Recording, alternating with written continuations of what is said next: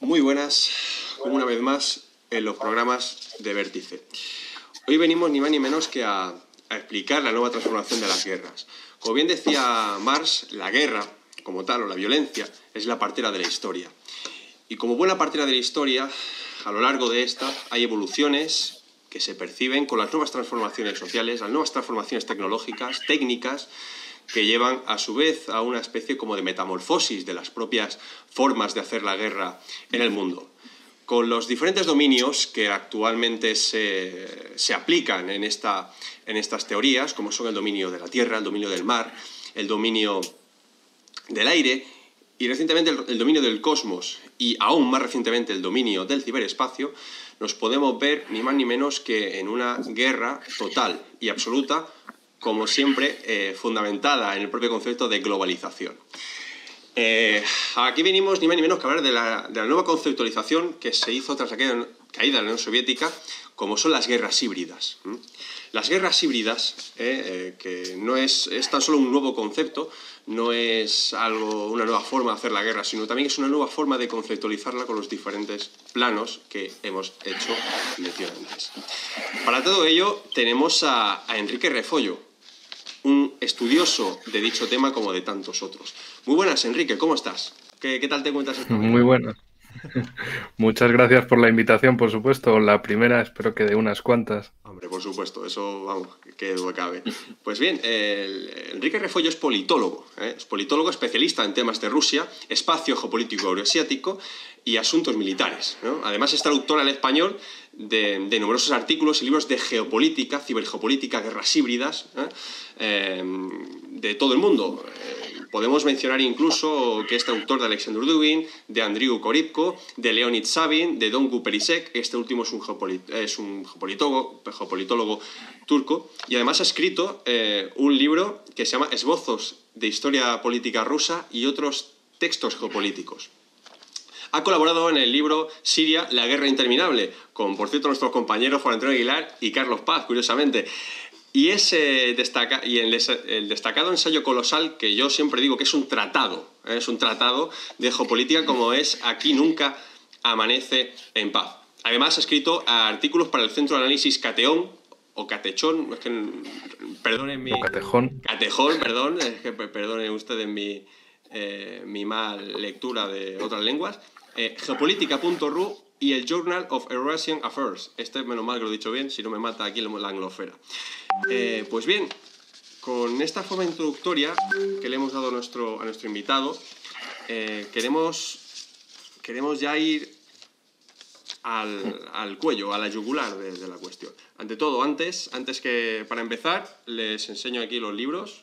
Este es escrito por el Enrique.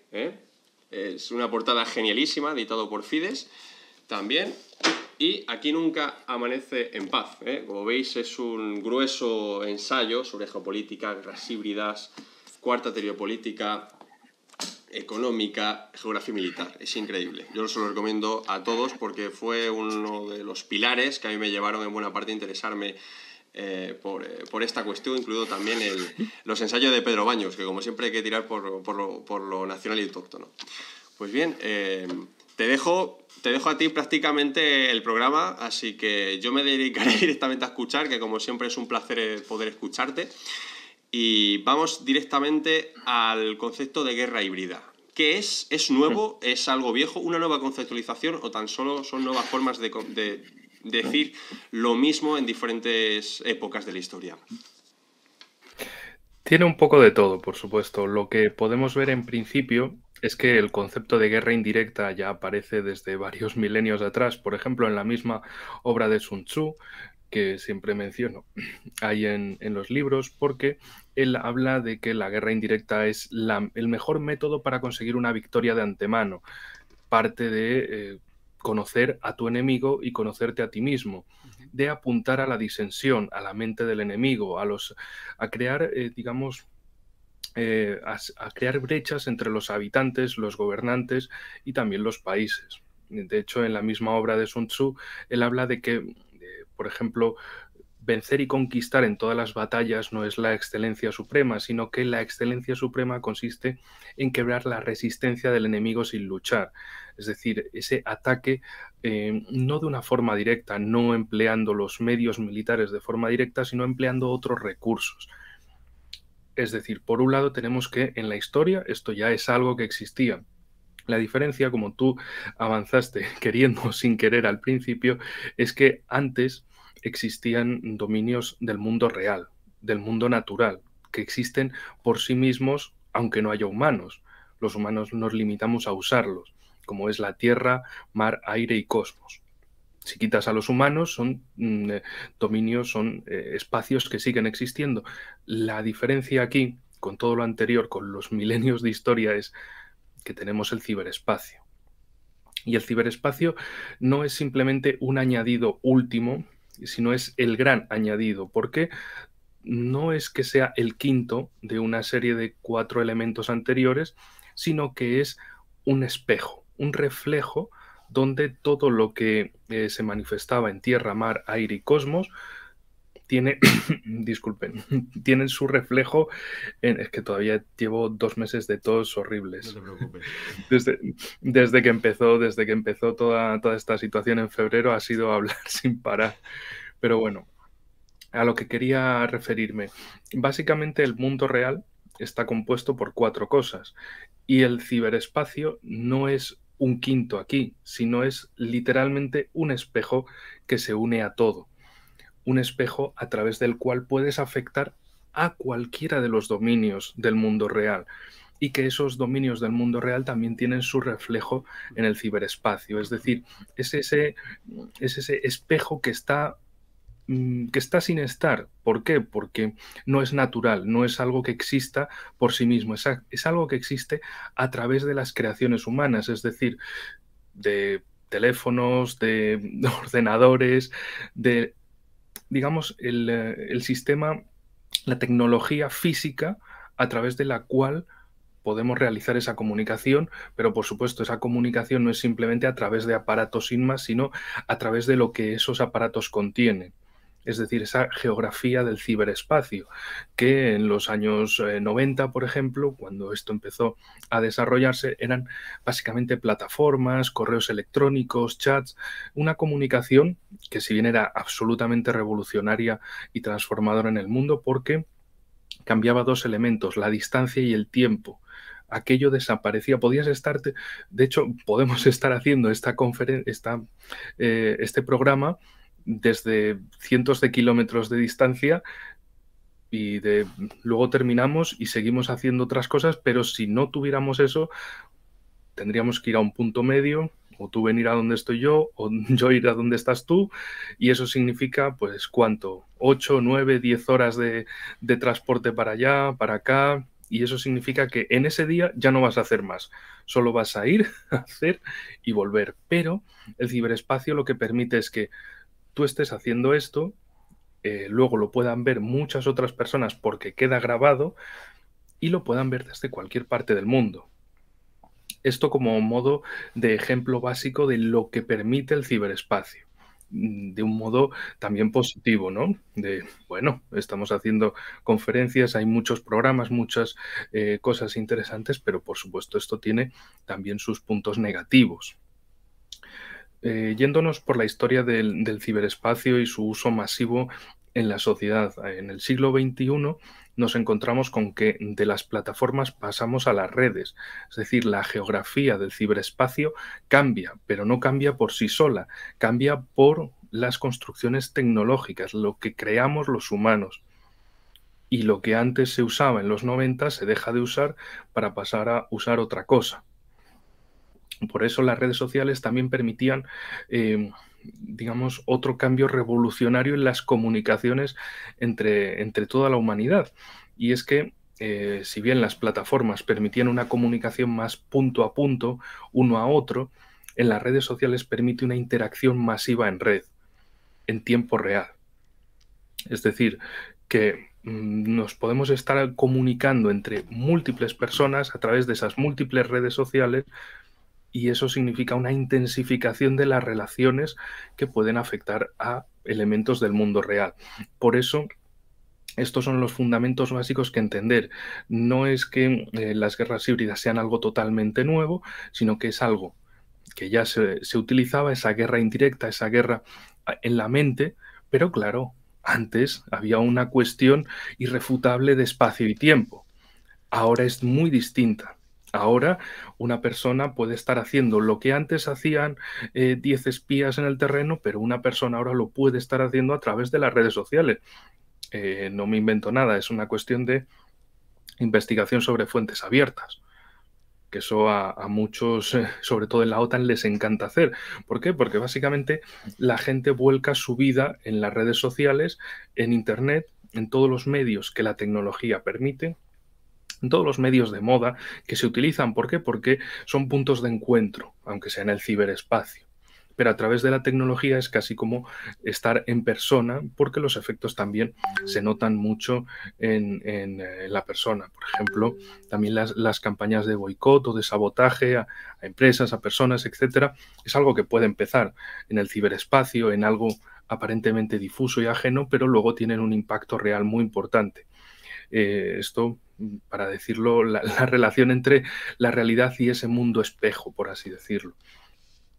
Sin irnos más con el tema, que luego si quieres podemos desarrollar algo un poco más, pero la cuestión, la cuestión es esa. Con el ciberespacio todo se acaba convirtiendo en ciberalgo, en ciberactivismo, en ciberterrorismo, en ciberdelincuencia, en cibercomunicación.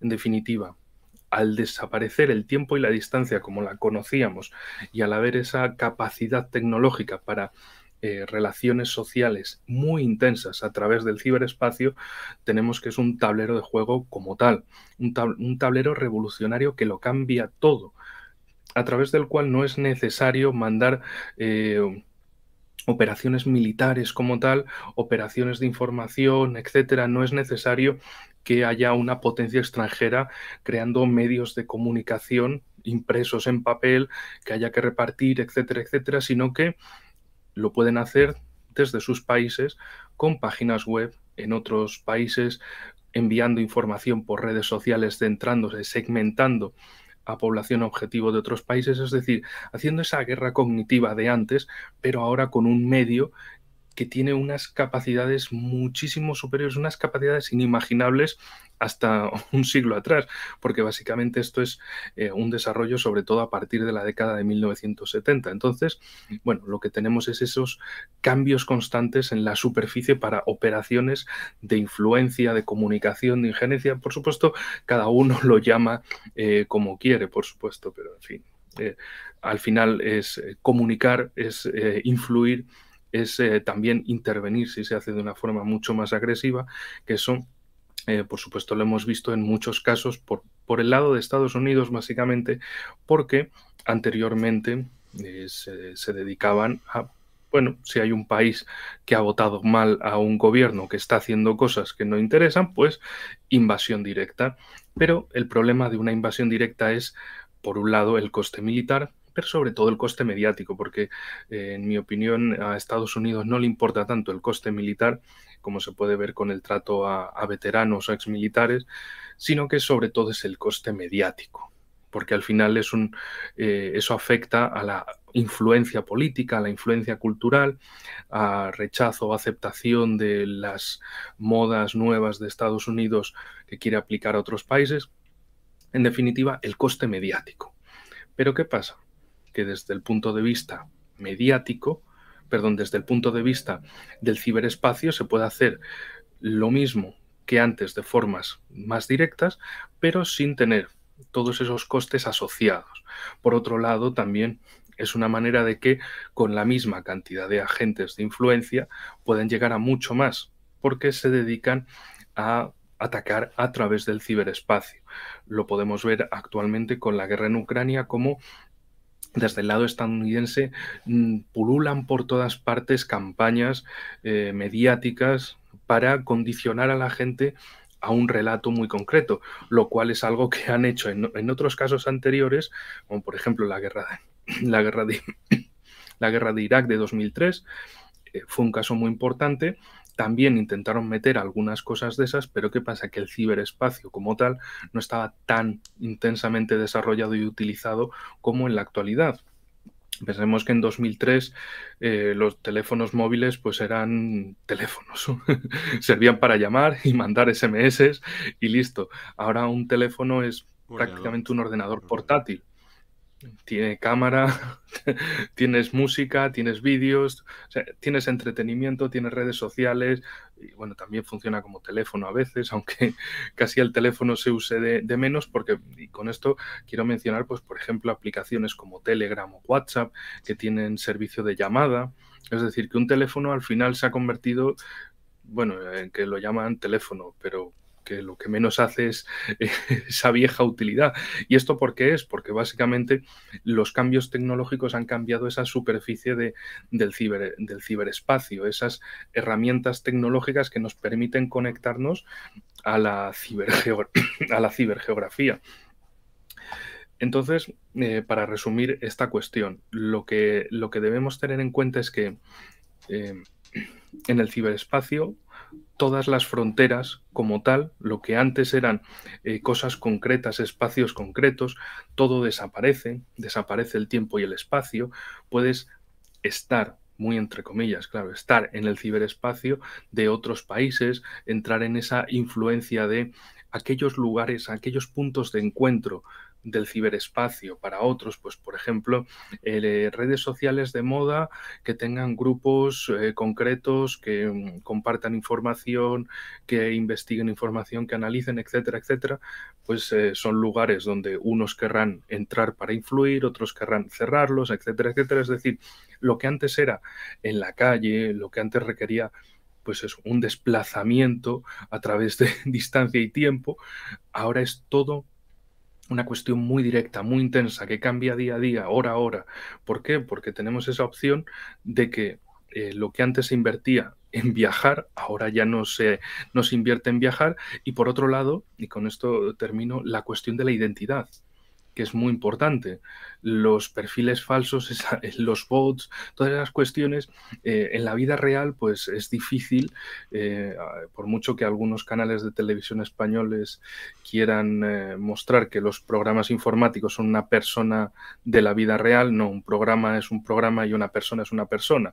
Pero bueno, cuando la televisión, en fin, no quiero decir más sobre eso, pero los programas son una cosa, son informáticos, son datos, las personas son otra cosa, es físico. En el mundo del ciberespacio sí, desde luego, se logra hacer ciberidentidades que tengan esa apariencia de realidad, pues por supuesto serán más capaces de influir en otros actores. Por eso algunas redes sociales promueven lo del comprobante azul para mostrar que ese perfil es único, que no hay otro, que es exactamente de esa persona, porque bueno, de otro modo pues podemos tener un operador manejando 10, 20 identidades alrededor del mundo y eso significa entrar en ciertos grupos donde se esté cociendo el debate, donde se esté moviendo la orientación del debate hacia un lado. Joder, la voz se me ha ido, No te lo preocupes. siento. Donde el debate se esté cociendo hacia un lado o hacia otro y ahí es donde meter la cuña. Bueno, básicamente lo podemos dejar ahí y resumir en una palabra, ciberdependencia. Aquí todo es ciber. Sí, de todo. Pues la ciberdependencia, ¿por qué? Porque es el punto más crítico y esencial de la cuestión, porque básicamente cuanto más usamos las redes sociales, cuanto más volcamos nuestra vida y volcamos nuestra atención diaria en esas redes sociales, se convierten en ese punto decisivo de la vida. Es decir, no decides a partir de lo que lees, lo que investigas por ti mismo, sino decides a partir de lo que ves en redes sociales, de lo que te influye en redes sociales, de lo que te llega en redes sociales. Que eso podemos desarrollar un poco más de cómo hay redes sociales que se dedican a promocionar un contenido por sí mismos para que le llegue a los usuarios, más allá de lo que sea el algoritmo, les llega sistemáticamente una información. Por ejemplo, en Facebook, desde que empezó la guerra en Ucrania, bueno, esta parte de la guerra en Esta Ucrania en parte febrero, también, esto hay que tener cuidado. sí, pues a partir de ahí Facebook se ha convertido en Ucranialandia. Todo el rato son anuncios sobre Ucrania. ¿Y eso por qué es? ¿Porque yo lo haya buscado? No, porque el propio Facebook lo está poniendo para hacer esa operación de influencia. Sí. ¿Por qué? Porque la gente gasta tiempo ahí, no gasta tiempo en otra parte. Saben que la ciberidentidad, la cibervida, está ahí, que es tan vida como la propia vida real por el tiempo y la importancia que le damos. Por eso la ciberdependencia basada en el uso cada vez más intenso, pero no es un uso cada vez más intenso simplemente porque lo queramos, sino también porque podemos. Porque yo recuerdo en la época de los dinosaurios, hace 15, 16 años, eh, 20, por ejemplo, Sí, tú entiendes. o Facebook, cuando empezaba, básicamente te conectabas a través del ordenador. Sí, sí, es O sea, cierto. Hasta el año ¿eso qué 2011, significa? 2011, 2012, que la gente tenía más smartphone y demás, generalmente era así, a través del ordenador. Con ese ejemplo lo que quiero mostrar es que había una época en la que si tú te querías conectar a una red social tenías que hacerlo a través de un ordenador, es decir, de un cacharro bastante grande. Pero ahora te puedes conectar a través de un teléfono, que lo llevas a todas partes, que lo tienes ahí. Es decir, esa ciberdependencia, ese uso cada vez más masivo, intenso de las redes sociales viene dado por esa tecnología.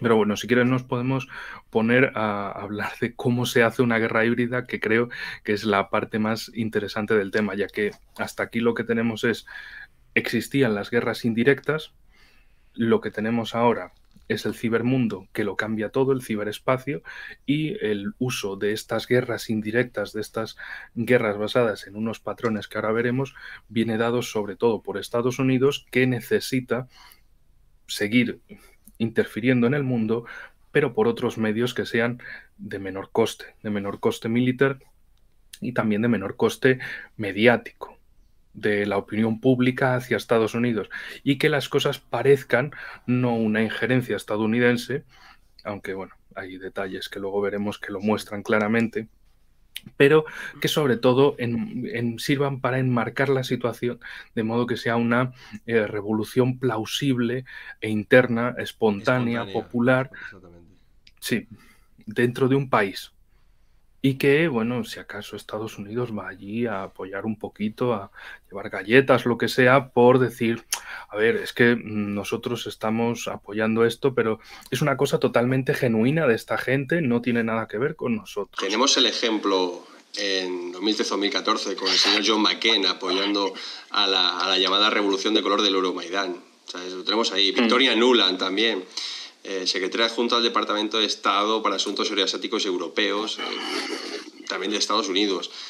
Es claramente una injerencia. Vamos, yo creo que a ningún, no sé, a algún embajador cubano en Estados Unidos llega a hacer algo así y creo que directamente, vamos, no, es que no me imagino lo que le podrían hacer.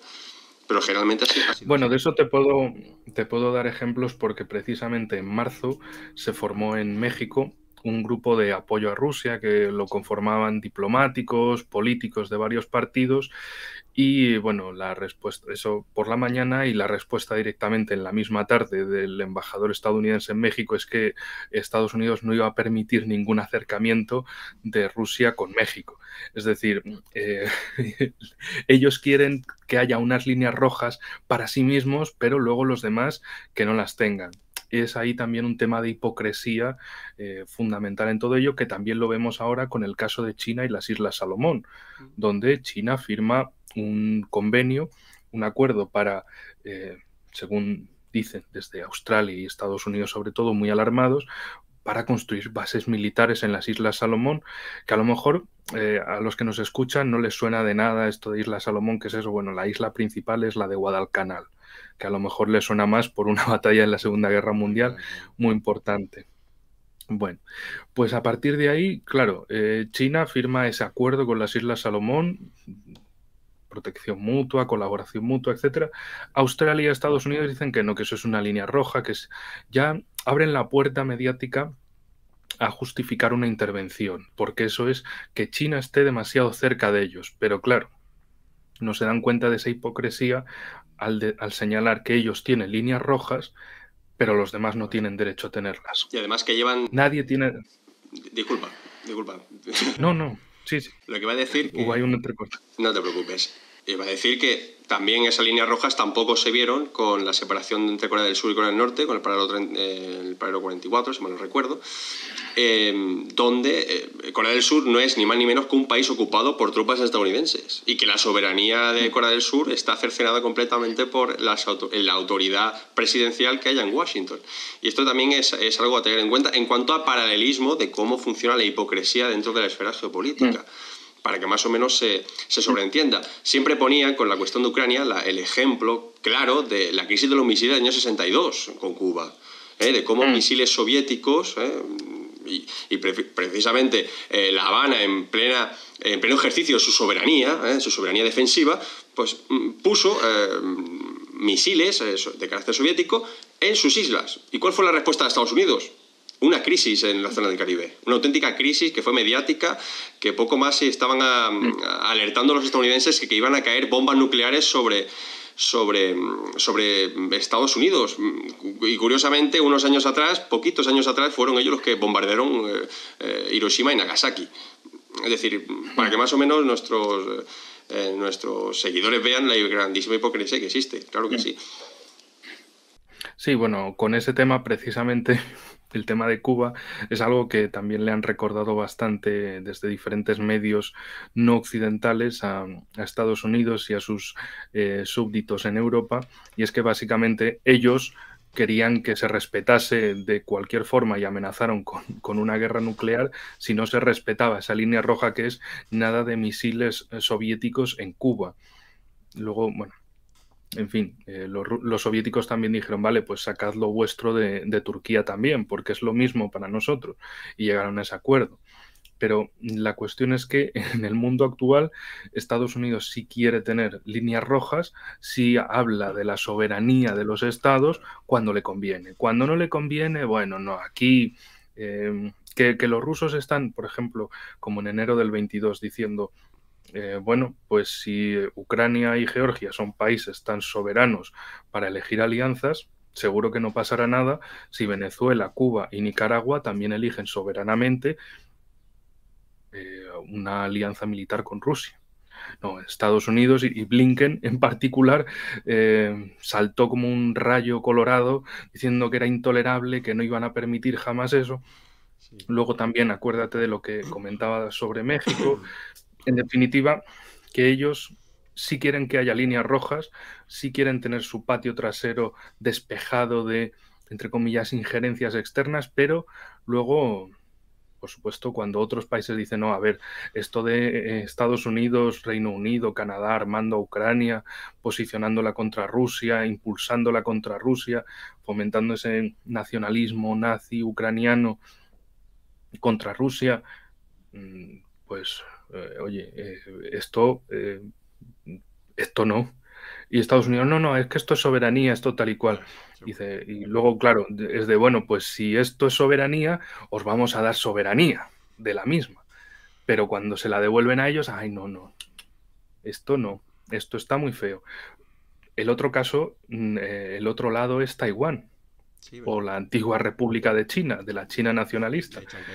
Porque, sí, porque Estados Unidos también busca la misma cuestión, mandar armas, mandar diplomáticos, mandar políticos, es decir, estamos apoyando a Taiwán contra las injerencias de China, de la República Popular de China, bla, bla, bla, bla, bla. Y claro, ahora en este contexto de este año podemos ver que a lo mejor China se plantea muy seriamente la intervención, por la misma razón de que si Estados Unidos va a estar metiendo armamento a poco más de 150 kilómetros de la costa china y en la costa de China están las principales ciudades y los principales puertos, los principales centros económicos y demográficos del país, pues a lo mejor se lo pueden tomar como una línea roja también. Es decir, que en el Pacífico la situación se va calentando poco a poco. Pero bueno, volviendo sobre las guerras híbridas, ¿cómo hacer una guerra híbrida? ¿Cómo dar un golpe de Estado sin que lo parezca, en definitiva? Se pueden dividir en dos partes. Una revolución de color, que son las más conocidas, o una guerra no convencional. La revolución de color se la presupone como la versión más pacífica, la versión basada en protestas, en escenificaciones mediáticas, etcétera, etcétera, digamos, en protestas sociales, colectivas, espontáneas, populares, todo eso. Una guerra no convencional ya se basaría en un modelo de uso de fuerzas paramilitares, fuerzas terroristas, fuerzas dedicadas no a protestar, sino a atacar con armamento.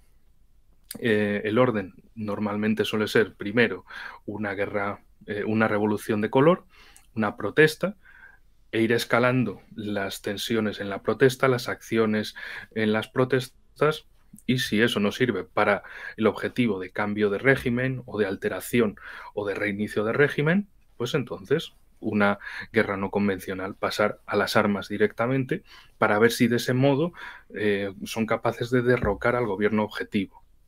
Esto, por ejemplo, pasó en Siria y en Libia.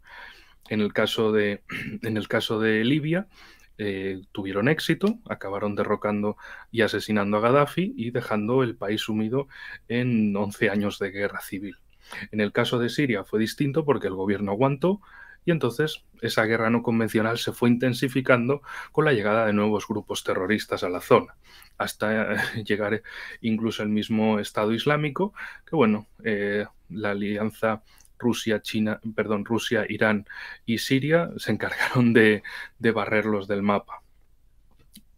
Ahí tenemos pues esos dos ejemplos, como bueno, por ejemplo en Siria empezaron en diversas ciudades como en Homs o Alepo protestas, se supone que protestas contra el gobierno, protestas masivas, populares, etcétera. Lo importante no es que lo sean, sino que lo parezcan ante los medios y que ya haya medios occidentales dedicados a el enmarcado de la situación. A decir, bueno, esto es una situación donde la policía está reprimiendo a pacíficos manifestantes, la policía es mala, el gobierno es malo, los manifestantes son gente buena, gente normal, etcétera, etcétera. Luego también hay en ese tipo de protestas, pues pueden ocurrir acciones violentas para ver si provocan a la policía y el enmarcado de la situación pasa a ser la policía reprime a pacíficos manifestantes, miren lo que hacen, bla, bla, bla, bla. Bueno, la cuestión es, el érase una vez, el cómo empieza esto. ¿Cómo se llega a esa situación? Lo primero, el punto uno, es conocer las vulnerabilidades del objetivo. Lo de Sun Tzu, de conócete a ti mismo y a tu enemigo, etcétera, etcétera. Pues esto es lo mismo. Las vulnerabilidades, conocer al objetivo y sus fracturas, porque todos los países tienen líneas de fracturas sociales, étnicas, económicas, territoriales, religiosas, lingüísticas, de muchos tipos. Y a partir de ahí, si uno conoce cuáles son las fracturas y cuáles son, digamos, las más difíciles de abrir o las más fáciles de abrir, pues ya sabes por dónde meter una cuña e intentar decir, no, es que los de Villanueva de arriba son malos y a los de Villanueva de abajo también les metes, por así decirlo, les metes la división de, no, no, es que la culpa es de eso, no, no, es que la culpa es de eso, es que tal. Y a partir de ahí meter una cuña. No, no, es que los de Villanueva de arriba hablan con un acento así muy raro. Mira a ver que esa gente es mala, que no sé qué, no sé cuál, o esos que tienen ahí un idioma muy raro, esos no son de los nuestros, no es de nuestro país, tal y cual. Meter ahí la cuña, pero eso no se mete solo, se mete a través de unas fuerzas proxy, de unos intermediarios, que pueden ser medios de comunicación, organizaciones humanitarias, políticos concretos o partidos políticos, movimientos sociales, etcétera, etcétera, gente que está promovida desde el exterior para que intenten meter en la agenda pública diversos temas o intenten condicionar a la gente en una situación, lo cual nos lleva a ese tercer punto, a la campaña mediática, a la narrativa mediática, a una serie también de acciones económicas y jurídicas orientadas a que, en un punto cuarto, se cree una mente social colectiva, una colmena. una opinión pública masiva que todo el mundo, o se supone que una parte, una masa crítica de la sociedad la comparta, y a partir de ahí se lancen a generar el caos, a generar protestas, a atacar objetivos económicos o sociales o políticos o simbólicos. Digamos, el lanzar diversas acciones por separado para calentar la situación. Pero en el sexto punto nos encontramos el detonante, el acontecimiento, aquello que hace que todo lo que antes podía ser disperso se una contra algo, contra la corrupción del gobierno, contra unas elecciones supuestamente manipuladas, o cualquier elemento que sirva para aunar a toda la población, o que desaparece el dinero de las pensiones, cualquier elemento que sea una vulnerabilidad en la sociedad, que sea esa fractura que lo polarice todo. A partir de ahí ya se lanza el detonante, se lanza la operación de revolución de color, y ya es atacar en las vulnerabilidades con esas fuerzas proxy para realizar una campaña informativa ampliando la mente social colectiva, generando más caos hasta llegar al otro acontecimiento, la caída del gobierno o el cambio de algo concreto en el gobierno, o directamente el cambio de todo el sistema político, el reinicio de régimen, la disolución de todo y el inicio de nuevo, donde ahí, por supuesto, los agentes proxy van a intentar que el nuevo régimen sea del todo favorable a sus promotores.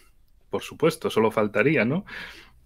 Entonces, por eso lo podemos ver de esta manera, con ejemplos, pues lo que pasó, por ejemplo, en Ucrania en 2014, lo que pasó en Georgia en 2003, porque esto normalmente se suele ver como fecha de inicio 2001, con el fin de Yugoslavia, del gobierno de Milosevic, y que en definitiva no solo fue que cayera Milosevic, sino que desapareció Yugoslavia como tal, y a partir de entonces pasó a ser Serbia y Montenegro, es decir, un reinicio de régimen completo.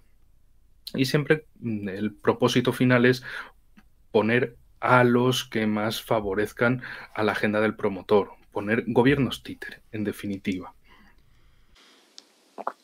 Esto también puede ser, es conexión completamente con el manual de combate o teoría de James Sharp de la dictadura de la democracia, o esto es como una expansión precisamente de ese marco teórico a efectos prácticos. Sí, por supuesto. A las obras de James Sharp, por ejemplo, de la tiranía a la democracia y otras, siempre se las pone como los manuales de cómo hacer una revolución de color, o sea, el manual táctico de hacerla, con una serie de acciones típicas. De hecho, en una de las obras de la colección geopolítica de Ediciones Fides, habíamos traducido una parte de las 200 acciones más típicas para montar una revolución de color, para escenificarla. ¿Qué libro, si no es mucha pregunta? Marchas de guerra por otros senderos. Por otros caminos. Sí, vale, exacto. Sí, hay una parte que está incluida también, el de Aquí nunca amanece en paz, pero la gran parte está ahí en esa obra posterior, porque es una ampliación de todo lo que habíamos traducido de él para esta obra. Y bueno, lo que básicamente representa James Sharp es ese manual táctico, no es la idea general de la situación, sino el cómo llevarlo a cabo sobre el terreno, qué tipo de acciones convienen, cómo realizarlas, cuándo realizarlas. Y en definitiva es ese manual de dar un golpe de estado sin que lo parezca. Es fingir, mostrar que es una genuina revolución, aunque bueno, por un lado hay gente que dice, no, bueno, es que James Sharp era un convencido de la democracia, no sé qué, no sé cuál, y que lo que quería era la mejora de los países y demás, pero bueno, a un nivel pequeño se puede pensar, bueno, a lo mejor es así, no seamos tan mal pensados, pero por otro lado es, bueno, si al final es gobiernos que no realizan política soberanista, política en pro de su soberanía como país, como bloque de países, sino que al final son países que ponen las manos abiertas y dicen, bueno, ¿Qué es lo que hay que hacer? Dame las órdenes y yo las cumplo. ¿Cuál es la tendencia? ¿Qué nos dice Estados Unidos que es lo bueno y qué es lo malo? Y nosotros lo implementamos. Entonces el tema va por ahí, sobre todo. Es, digamos, que la voz me está fallando un poquito. Por ejemplo, de los liberales que hablan de la libertad de las personas para decidir todo eso, tal y cual. Y dices, sí, sí, sí, está muy bien, es así, pero la cuestión es que a Estados Unidos le interesa eso para que los demás renuncien a su fuerza colectiva, a su soberanía, y se queden en simplemente individuos que disfrutan de su individualidad, de su atomismo. Pero ya hay otros que se encargan de ver las cosas en conjunto, en orden, con fuerza, porque si no, al final, si quieres actuar en el mundo como una gran potencia o como la hiperpotencia hegemónica, necesitas esa fuerza, ese plan conjunto y, ¿cómo decirlo de otro modo? Con el tema militar y el pacifismo. Ahí se puede ver esas campañas de sí, sí, claro, desnuclearízate, el ejército es facha, que eso es, por ejemplo, algo que no solo tenemos en España, es algo que sucede, por ejemplo, en Chile, en Argentina, en Paraguay, en Brasil. Lo de sí, sí, el ejército es malo, tenéis que dejar el ejército, tal. Y al final dices, bueno, son gente que o bien ha estudiado en Estados Unidos o que está influida desde Estados Unidos, etcétera, y que básicamente lo que quieren es, tú deja las armas, que tu país no gaste en armas, que tu país gaste en mantequilla, que ya cuando haya que resolver una cuestión por la fuerza, a ver qué haces. Es decir, Estados Unidos resuelve cosas por la fuerza cuando le interesa, cuando le conviene. Si los demás no tienen esa fuerza, no tienen esa posibilidad también de decir, oye, si tú dices que tus intereses son esto y mis intereses son esto, tú me vienes con un ejército y yo te vengo con ¿qué? Con activistas.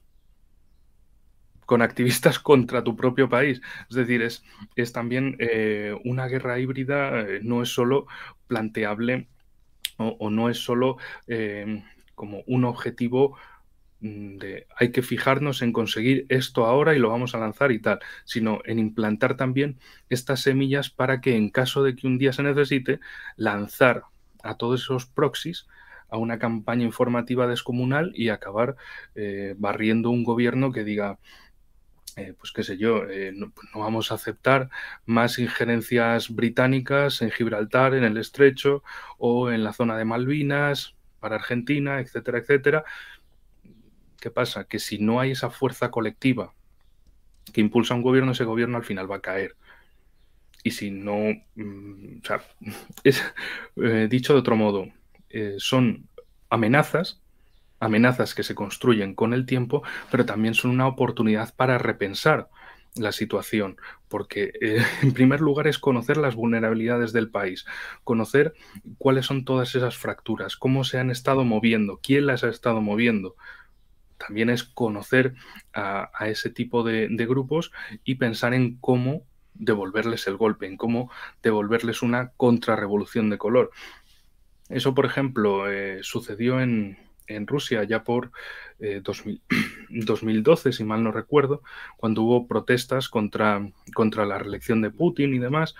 Y bueno, básicamente la oposición sacó a 10.000 personas un día y, digamos, los putinistas o Rusia Unida sacó a 30.000 personas al día siguiente.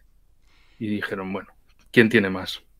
O sea, son también unas cuestiones de número que pueden funcionar en ese momento, pero da por hecho que van a volver a intentarlo, que van a seguir intentándolo y que, bueno, ahí tenemos Soros, la Open Society y diferentes fundaciones estadounidenses como la NET, la Free House, fundación... también, Fundación Nacional para la Democracia, Free House, y hay un montón Mm.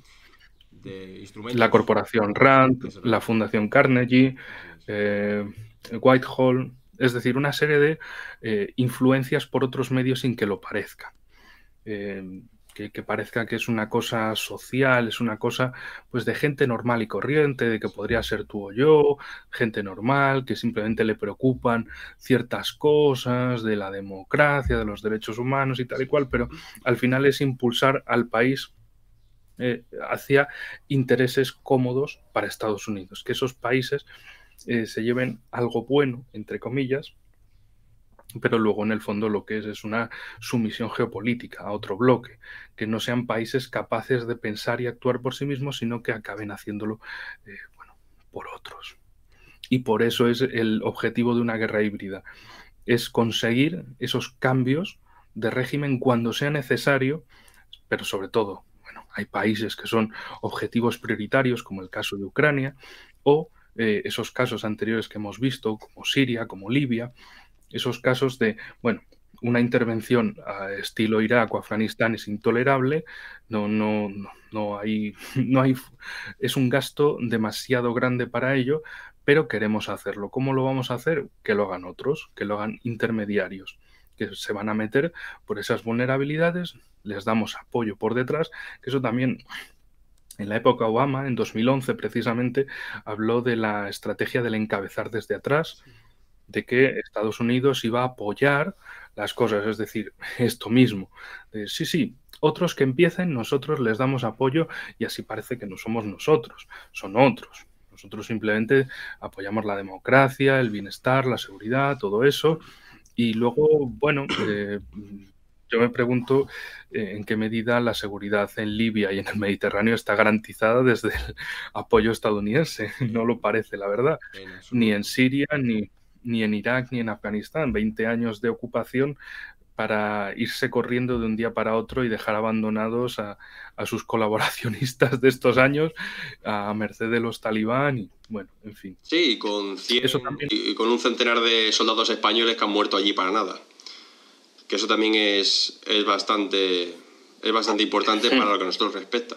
Es decir, defendiendo intereses que no tienen nada que ver con lo nuestro, porque como tú bien sabrás, aquí se le da más importancia al Ministerio de Igualdad o a cualquier otro tipo de ministerio zarandajo y no al Ministerio de Asuntos Exteriores, ni de Política Ni de Interior, defensa. ni de Defensa. Aquí no existe eso, además. Es algo público y notorio. Pero aquí hay algo que cobra muchísimo sentido a la hora, como tú bien dices, de hacer una contrarrevolución de color.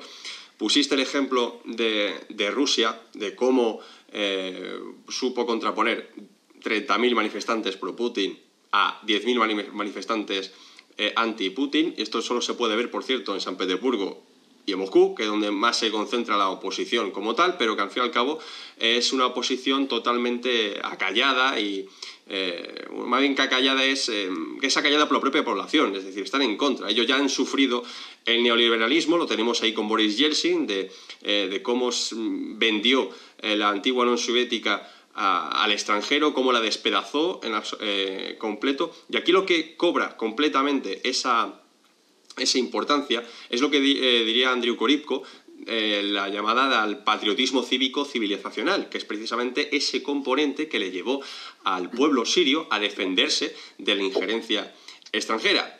Bien, un pueblo sirio que en el año 2011 había protestas contra el gobierno, pues como la puede haber en cualquier otro tipo de país por X cuestiones sociales, porque ningún país es perfecto, todos los países tienen ciertas deficiencias, solo que a uno se le da una cobertura mediática y a otros no. En el caso de Siria fue al completo, porque, como bien sabrás, es un territorio que llevan intentando ocupar del año 49. O sea, la guerra de 2011-2012 no fue, tan solo fue un capítulo más de esa cuestión. Pero lo que le llevó a ese pueblo sirio a combatir a la injerencia extranjera es porque también habían aprendido de Irak, de la guerra de Irak. Habían aprendido también de que había que tener una cierta estabilidad en el país y sobre todo que no llegara al enfrentamiento de carácter religioso, porque Siria es un mosaico confesional que también lo tienen como eje del propio país. Entonces ese patriotismo civilizacional, cívico, que se concibe a sí mismo como un país, una identidad antiquísima, completamente antiquísima, donde por cierto se sigue hablando el arameo en un pueblo de Siria. Imaginaos la capacidad que tiene este pueblo. Sí, bueno, hay un detalle muy importante, el arameo es la lengua de Jesucristo. Exactamente, así es, la lengua de Jesucristo, lo que le da también un carácter ciertamente teológico a esa defensa de la nación, a diferencia, por ejemplo, de Ucrania. En Ucrania ya de por sí había una división social enorme desde hacía muchísimos años y que le llevó precisamente al enfrentamiento entre la parte occidental y la oriental. Aquí también podríamos poner eso como ejemplo, es decir, el patriotismo como un elemento esencial para poder defender una nación política de un injerencismo extranjero, aunque sea a través de una guerra híbrida. Y también hay un detalle más reciente de este año, que es el caso de Kazajstán o Kazajistán. Efectivamente, el detonante fueron esas subidas de precio, pero que no era un detonante de un día para otro, era un detonante que se veía venir porque era una fecha fijada para la supresión de diversas subvenciones al combustible. Y a partir de ese momento iba a haber protestas pues obvias contra el gobierno, como pues pasaron, por ejemplo, en Ecuador con el paquetazo de Lenín Moreno, que también quiso hacer algo parecido hace 2019, si mal no recuerdo. Sí, o en Colombia, en definitiva. este verano, también. Sí, sí, exacto. Hace un año empezó la situación en Colombia. Es decir, hay una razón plausible, evidente, general, que cualquiera puede compartir, que evidentemente si sube el combustible va a haber inflación de todo, toda la gente va a tener que gastar más en todo y todos los productos van a subir. Es decir, es un detonante evidente. Pero ¿qué pasó? Que en paralelo a esas protestas, en algunas ciudades ocurrió la llegada de miles de elementos armados a Almaty, que fueron a atacar los centros de poder, las instituciones del Estado kazajo, y que también fueron a por el aeropuerto. Que alguien me diga cómo unos manifestantes que protestan por la subida del combustible acaban tomando los centros o acaban destruyendo centros del poder y acaban yendo a por el aeropuerto de la ciudad. Centros neurálgicos. La cuestión es que ahí, por supuesto, la respuesta fue rápida y el gobierno kazajo pidió ayuda a través del Tratado de Seguridad Colectiva con Rusia, Bielorrusia, Armenia, Kirguistán y Tayikistán. Lanzaron una operación, echaron a esos elementos de allí, o los liquidaron, o los detuvieron, o huyeron, y a partir de ahí la situación se normalizó. El gobierno echó para atrás todas esas reformas que, por otro lado, ellos mismos habían previsto desde 2021, hicieron un cambio de gobierno y ya está, y la situación ha seguido. Pero ¿qué pasa?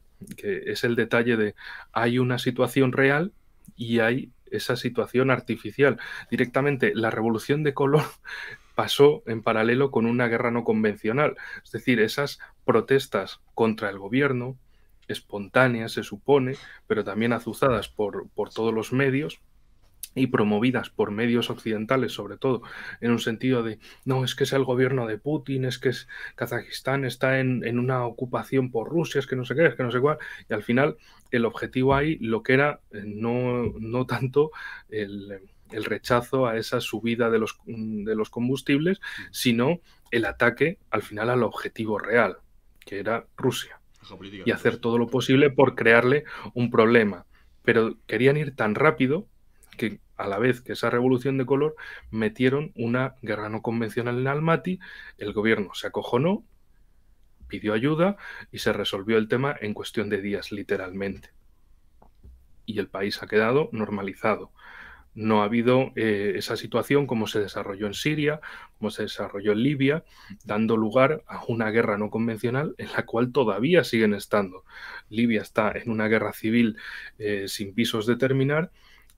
Siria tiene las partes bajo el control gubernamental normalizadas, pero tiene, ahora, ¿cómo decirlo? Ahora el país es un mosaico de diferentes gobiernos con zonas ocupadas por el Estado de Israel, por Turquía, por el proxy estadounidense kurdo. Todavía hay otros grupos terroristas operando en la zona de Idlib. En definitiva, es un país que ha quedado hecho un mosaico de injerencias. Pero la Siria, digamos, la Siria estatal, la Siria gubernamental, la Siria real, ha prevalecido en todo esto, mantiene el eje de las grandes ciudades, mantiene, por supuesto, el Éufrates, no Raqqa, sí Deir ez-Zor, mantiene la costa, fundamental para Siria, es decir, mantiene los centros más importantes del país, que eso es lo que le permitirá finalmente ganar y, por supuesto, continuar con el país. ¿Y esto para qué era toda esta guerra? Por un lado, para fastidiar a Irán, que era el objetivo que siempre han buscado, un país que sufrió varias revoluciones de color, varios intentos de cambio, por un lado, entre comillas, cambio de gobierno, pero el objetivo era básicamente eliminar la República Islámica de Irán e instaurar una república occidental liberal absolutamente funcional a los intereses de sus promotores estadounidenses. La guerra de Afganistán también, en gran medida, comparto la opinión de algunos analistas rusos que decían, bueno, es que esa retirada tan vergonzosa de Estados Unidos a lo mejor era parte del plan, no era una cagada sin pensarlo. Parte del plan, ¿por qué? Porque si Estados Unidos anunciaba un calendario de retirada, se iba a tener que llevar a su gente e iba a ser feo que dejaran miles y miles y miles de millones de dólares en armamento allí tirado. Porque la gente podría empezar a decir, oigan, es que se están yendo y están dejando el armamento ahí. Por lo menos han pensado en destruirlo un poco para que los talibán no lo pillen.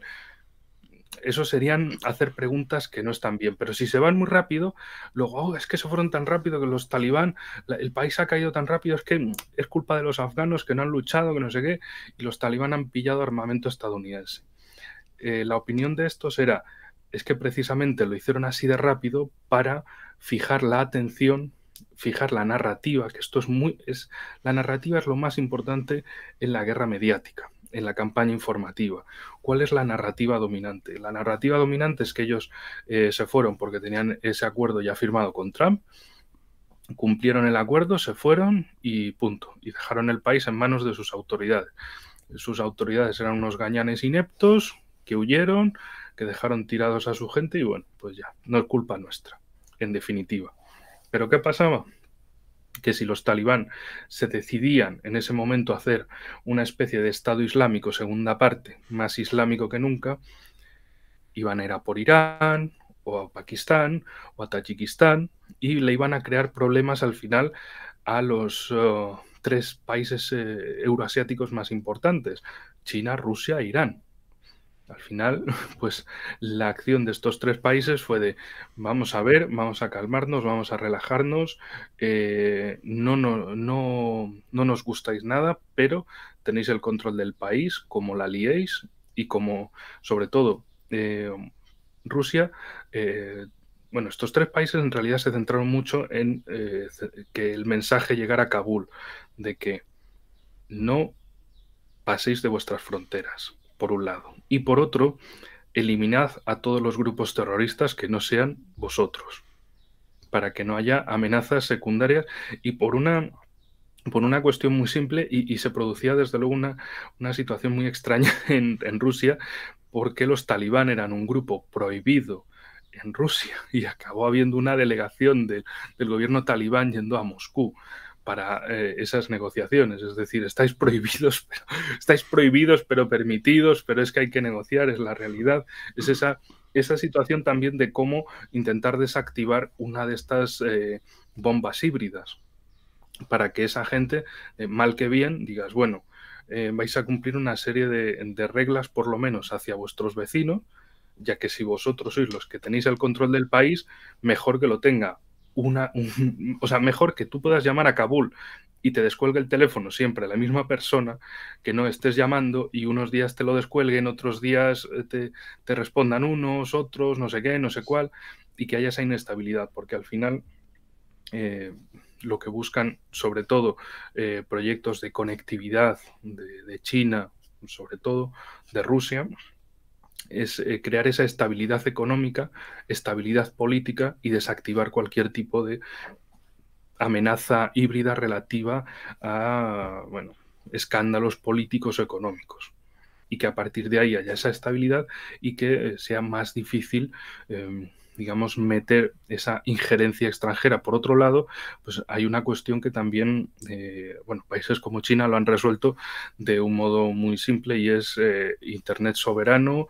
Si te quieres conectar afuera, pues tendrás que hacerlo por otros medios, pero China tiene, digamos, Internet impermeable, y que nada entre y que nada salga, para que no haya esas injerencias. Por mi parte, bueno, es una opción, pero no me parece la más adecuada, porque al final estás, digamos, si no te ensucias las manos, no tienes inmunidad.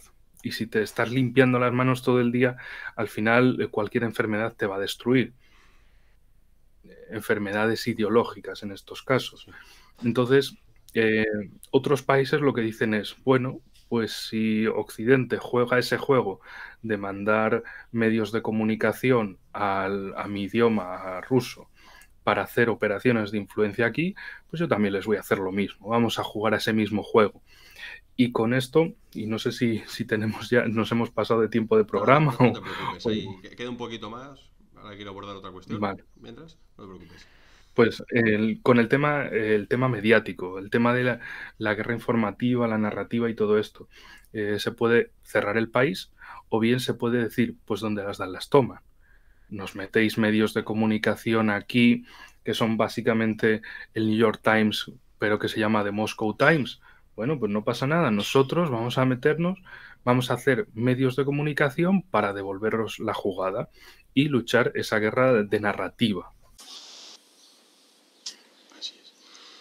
Y ejemplos como tal, pues podemos tener Russia Today, por ejemplo, o Sputnik también, incluso otros medios. Y ahora, en lo que ya respecta al continente euroasiático, como bien le gusta mucho a muchos geopolitólogos rusos denominar a esta parte del mundo, también se nos olvida también que también se dan guerras híbridas en naciones políticas de lengua española, como puede ser también Venezuela, que actualmente se ha quedado un poquito olvidada, porque el auge de Podemos en España también dio muchísimo pie a que el concepto Venezuela fuera prácticamente de alta difusión en los medios de comunicación españoles. Pero Venezuela también ha sido una víctima de la guerra híbrida durante bastante tiempo, haciendo uso también como elemento proxy a los guarimberos. Guarimberos, que no olvidemos, también hicieron verdaderas atrocidades en las calles de Caracas, incluso llegando a quemar vivos a chavistas, llegando también a atar a chavistas a postes y hacerle verdaderas perrerías, algo que por cierto nos recuerda a los grandes hábitos de los ucranianos, del ejército ucraniano contra la población civil rusa. Y bien, aquí tenemos también como encabezado, pues en fin, a diferentes elementos como Lilian Tintori, el señor Juan Guaidó, que fue reconocido por la llamada comunidad internacional como presidente legítimo de la República Bolivariana de Venezuela. Pero claro, presidente legítimo a través de la comunidad internacional, que no olvidemos, la llamada comunidad internacional es un eufemismo para hablar de Estados Unidos y los países de su estela, que hay muchísimos más países aparte de la llamada comunidad internacional, que están los países africanos, los países iberoamericanos, también asiáticos en buena parte, que también existen, pero en esta parte se lo olvidó bastante.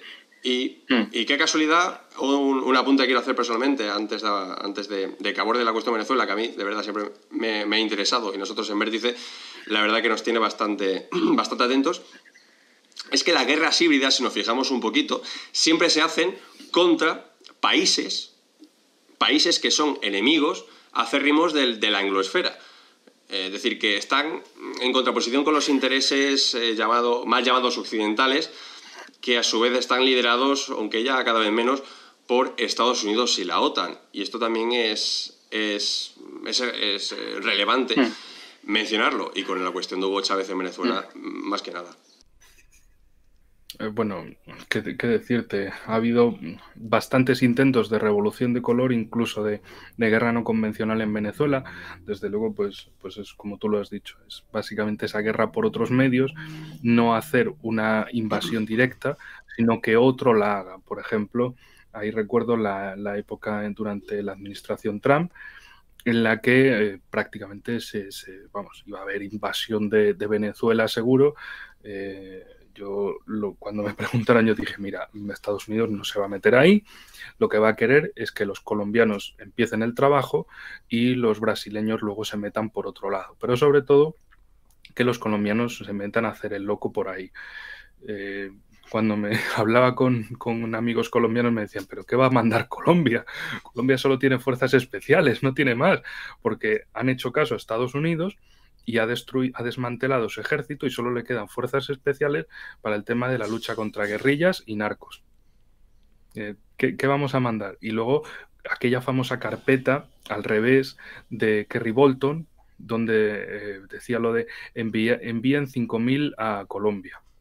Como de envíen 5.000 de fuerzas especiales o de lo que sea a Colombia para lanzar esa operación militar, utilizar a Colombia como intermediario, igual que han utilizado a Polonia como intermediario contra Ucrania o a Turquía contra Siria, Irak. Tener siempre ese intermediario que es el que parece que va a iniciar las cosas. No es un intermediario interior, sino es el vecino, el intermediario exterior, y que lancen ellos la operación. Pero ¿qué pasaba? Que bueno, Colombia no tenía muchas ganas de iniciar aquello, y sobre todo yo creo que también el ejército brasileño paró la situación porque decían, vamos a ver, ¿estamos locos o qué pasa? ¿Qué vamos a hacer cuando haya millones de venezolanos asaltando nuestras fronteras, diciendo que son refugiados? Como en el caso de Siria, ¿qué vamos a hacer con ellos? Esta guerra estadounidense nos va a obligar a destinar recursos enormes a estados del norte para Brasil o a estados del este para Colombia, a gastar un dinero que difícilmente se tiene, a endeudarse más quizá. Eso visto desde su lado. Desde el lado venezolano es básicamente que el país se ha destruido en una guerra civil, como los escenarios de Libia, de Ucrania o de Siria. En definitiva, es una guerra mala para todo el mundo, pero es una guerra buena para Estados Unidos, porque es el país que queda como el campeón de la democracia, de que están intentando derribar a la tiranía chavista, etcétera, etcétera, pero esto no parte de una irrealidad, de simplemente un enmarcado mediático, también parte de una realidad, y es que si el gobierno comete graves errores, permite errores dentro de su gobierno, crea el mismo gobierno la flaqueza, la debilidad, y el mismo gobierno es el que abre las vulnerabilidades, pues es normal que al final la situación acabe de esta manera. Y la cuestión es que cómo han aguantado tantos asaltos de revolución de color y de guerras no convencionales en Venezuela, porque básicamente lo único que le queda a la revolución chavista es el control del ejército, de las Fuerzas Armadas de Venezuela. Sin ese control, hace tiempo que habrían desaparecido. Es igual. Es decir, pero el problema es que es un ejército profundamente ideologizado. Eso es precisamente el eje que mantiene la soberanía en Venezuela. Que eso viene a raíz de una reforma constitucional, que no recuerdo qué ministro de Venezuela, anterior a Hugo Chávez, hizo, que precisamente Hugo Chávez como militar revolucionario y político nace con esa reforma constitucional de Venezuela que obligaba al ejército venezolano instruirse en ciencias políticas, instruirse en una ideología. Por eso, en buena parte, es tan fuerte el ejército. Sin ir más lejos, habrá libros nuevos, pero muchos también los tenemos, algunos publicados en España o republicados de hace más de 100 años, que fueron escritos del Estado Mayor del Ejército Español, que bueno, son libros, son joyas, bases para el estudio de geografía militar, que está en Colección Geopolítica. Es un libro que tiene casi 100 años. Es un libro que es una joya del ejército, y el ejército, pues, diciéndolo rápido y feo, ni puta idea de lo que tiene. No saben lo que tienen. Y no es algo que le interese también saberlo, porque precisamente si los militares están formados, a lo mejor los militares también son parte de, digamos, actores influyentes en la sociedad, porque su opinión, pues como pasado, por ejemplo, cuando aparece un militar formado como el coronel Pedro Baños, que de repente la gente dice, joder, esta gente sí que sabe, ¿eh? Pero ¿qué pasa? Que si los otros que han hablado antes son palmeros del gobierno de turno o de la ideología general de turno, en vez de ser militares, es decir, mirar por la defensa nacional, ser los verdaderos patriotas del país, que miren al país como una cosa sola, como un conjunto, y no como el pedacito de no sé qué, el pedacito de no sé cuál, el pedacito de por aquí, de por allá, sino todo un conjunto. En el caso de, ahora que lo mencionas, en el caso de la formación, de la instrucción histórica, política, geográfica de los militares, pues desde luego en muchos casos, por ejemplo, el mismo Augusto Pinochet, que seguro que te suena el nombre, Sí. escribió sobre geografía militar y sobre geopolítica. Y era un portento teórico, ¿eh? Poco conocido. Y, Si estaba en y el lugar luego donde cómo estaba, acabó, era por algo, sí. sí, y luego cómo acabó, pues bueno, pues en fin, ¿qué le vamos a hacer? Pues ese es el problema de, digamos, no mirar las cosas de forma completa, de quizá mirarlo hacia un lado, pero no mirar las repercusiones que pueda tener hacia el otro. Y con esto me refiero, por ejemplo, en el caso de Venezuela, al tema de, sí, la revolución chavista la puedes estar reforzando mucho, puertas para adentro, pero puertas para afuera te ven como un gordo imbécil, que simplemente estás cometiendo errores una y otra vez, que no estás cumpliendo la acción inicial, porque siempre digo que parece como que hubiera dos Chávez, que a lo mejor eran dos clones o algo parecido. Uno era el inicial, el que vestía de traje militar o de traje y corbata, el tipo serio, el tipo que hablaba bien, que hablaba de una unidad continental, de la patria grande, de la importancia de un espacio geopolítico por lo menos hispanoamericano y tal y cual. Y luego el Chávez del final, el Chávez de las groserías, de las exageraciones, del chándal, de que si el bolivarianismo, de que si no sé qué, de que si no sé cuál, el socialismo del siglo XXI. Este tipo no es un ejemplo de nada. O sea, eso le puede estar ganando las elecciones en Venezuela, pero los demás países lo van a mirar como, es que no hablas para mí, o sea, hablas para tu gente y esperas que los demás hagan lo que tú quieres. O sea, tú tienes tu discurso interno y quieres que ese sea el discurso que los demás también asuman. Y por eso también ha producido esa diferenciación o separación que, bueno, consiguió el apoyo de la Venezuela de Evo Morales o el Ecuador de Correa, Argentina.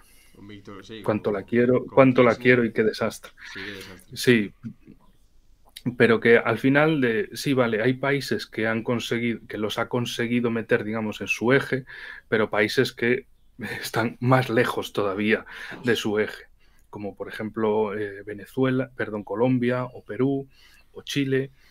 Eran países o Brasil con el giro de Bolsonaro. Es decir, al final, si quieres una seguridad regional, tienes que hablar en términos que a todos les sean útiles, llamar a elementos históricos y culturales compartidos y no centrarse en que, bueno, este discurso, o sea, ser como un político convencional, un político del sistema. Este discurso me gana elecciones aquí, pues yo voy a seguir, pues total, es lo que me importa. Sino, si quieres al final un proyecto grande, tienes que tener un discurso también grande. Y en el caso de Venezuela, ese discurso grande desapareció hace mucho, desapareció a principio de siglo y lo cambiaron por un discurso chabacano, un discurso para el interior, para los de su parroquia política, y que más allá de eso, si Venezuela, por un lado con lo del ejército, pero también por otro lado por el apoyo iraní y ruso, fundamentalmente. No olvidemos que en esa época de Trump, donde parecían amenazar con una invasión a Venezuela, Rusia mandó un avión con 100 militares y a partir de ahí parece que el gobierno de Trump dejó el tema y dejó el asunto. Sí, también con la instrucción. Sí. De básicamente decir, si tú te vas a meter en una guerra aquí en Venezuela, también va a estar respaldada por mucha gente, por otros países. Entonces, ojo, cuidado con el tema. Y bueno, y en definitiva, Colombia y Brasil no estaban dispuestas a dar ese paso tan estúpido como otros países como Turquía o Polonia se han estado dispuestos a ello. O otros países como Italia y Francia con el caso de Libia. Y en el caso de Venezuela es curioso porque además Brasil no tiene una tradición injerencista, es decir, no tiene una tradición de invasión permanente. Y claramente su propio gobierno, como bien has apuntado, analizó las consecuencias en caso de interferencia en dicho país. Claro, las consecuencias son que todos los venezolanos se van directamente a agolpar en sus murallas. Como ves, yo también estoy bastante sano, ¿eh? Y en cuanto a Colombia, no olvidemos que Colombia es la plataforma de agresión a Venezuela por parte de Estados Unidos y es como así decirlo, es como ese perrito que está entre entrar en la OTAN o no entrar en la OTAN dentro del patio trasero estadounidense, lo que yo llamo la doctrina Monroe, la América para los norteamericanos, y que desde luego no harán, como bien dicen, una invasión a través de Colombia, pero sí han hecho bastantes alborotos en la frontera con Venezuela, aquella cuestión de los autobuses tirándoles al cóctel Molotov, auténticas provocaciones, como bien has dicho, a través de proxies. Pero también hay una cosa que tiene Venezuela, y es que también tiene sus fracciones, tiene su división. Claramente no es un país prosperísimo, tiene un montón de crisis económicas, claramente, influidas también por elementos de guerra híbrida, como bien podemos apuntar, y también por guerra comercial. No olvidemos que a Venezuela también le congelaron sus activos de PDVSA en el exterior, sus fondos de oro en el Banco de Londres, le quitaron el sistema SWIFT para poder comerciar con el exterior. En fin, también ha habido cierta injerencia para aislar por completo a Venezuela y llevarla al completo colapso, donde casi lo consiguen, todo se ha dicho. Pero tiene Venezuela también un elemento de fracción que poco se habla, y es el estado de Zulia. El estado de Zulia tiene un componente separatista, curiosamente, y que, como no, ese separatismo viene ni más ni menos porque en Zulia es donde se concentra la mayor parte de la reserva de petróleo del país. Que esto siempre es importante. Sí. Eso suele pasar en otros países también o en otros territorios donde, como se conoce esa vulnerabilidad, se pueda decirle a los de ese territorio, bueno, tal vez os convendría separaros porque vosotros vais a ser mucho más ricos por separado, porque os están lastrando del resto del país, os están extrayendo los recursos, el gobierno central es malo, es decir, es también tener en cuenta esas cuestiones. En Argentina, por ejemplo, está la provincia de Mendoza, que tiene un separatismo que de momento pues es un separatismo tan rimbombante como hablar de los países madrileños o algo parecido, algo que suena como de Mendoza. ¿Qué se va a ir Mendoza? Pero ¿qué pasa? Que todo empieza por ahí. Todo empieza por, bueno, que es una locura, tal y cual, y luego cualquier desacierto, y esto es muy importante porque ya te va a encaminar hacia una narrativa.